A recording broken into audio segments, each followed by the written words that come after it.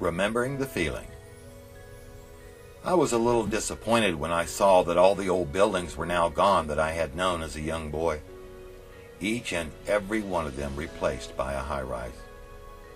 It had been a long time since I had been to Jacksonville, Florida.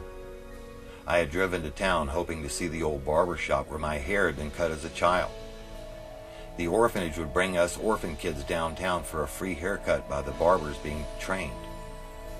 As it was very early and hardly anyone was on the street, I parked my truck and decided to try and locate a telephone to see if the Florida Barber College had moved to a new location. Hopefully it was still in business. As it was rather cold, I put on my coat and began searching for a telephone. After walking about a block, I saw an open shoe store down the street. I walked inside and asked if I could use their telephone book. Not finding a listing for the college, I picked out the number of a local beauty salon, hoping they might be able to tell me if the Barber College was still in business.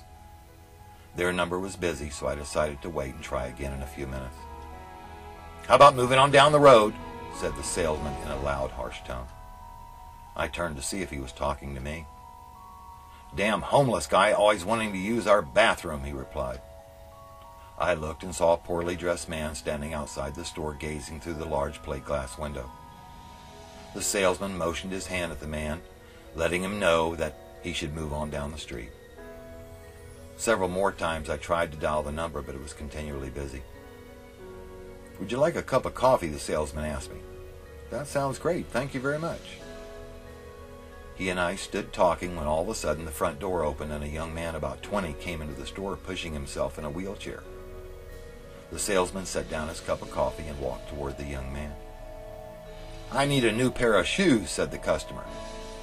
As he turned the corner, I noticed there was a blanket draped across his lap.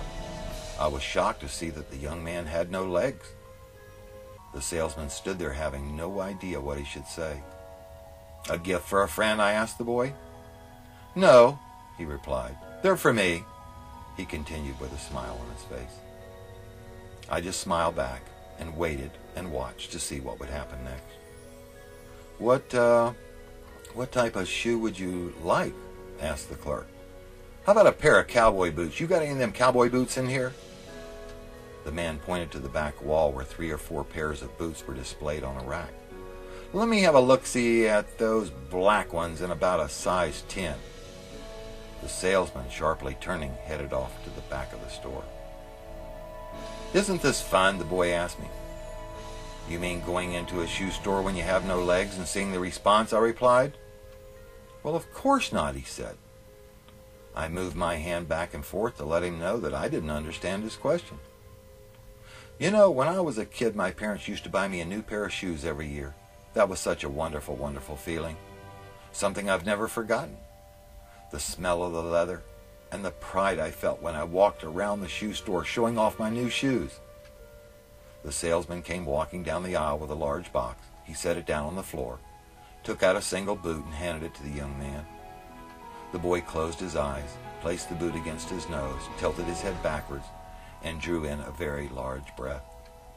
I didn't know what to say as tears began to fall on the young man's cheeks. "What type of accident did you have?" I asked him. "Farm accident," he said as he tried to clear his voice.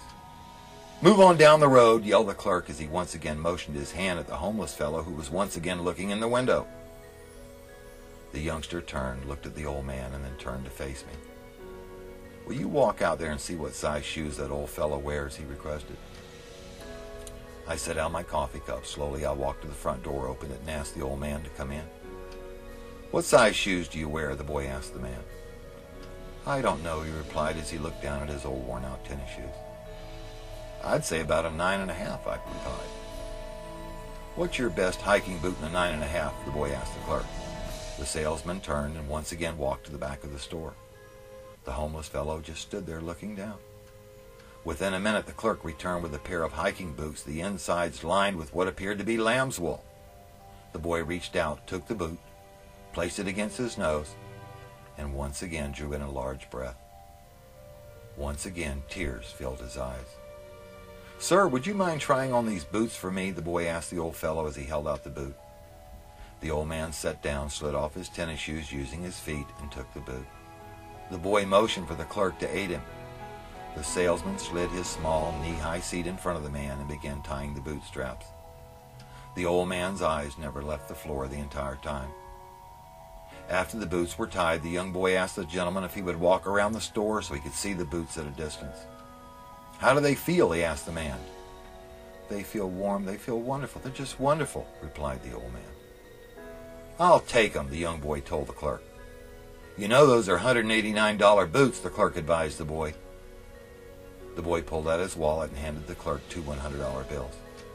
"Do you want the cowboy boots too?" the salesman asked. "I don't think so." "Don't you have to use the bathroom?" I asked the old man.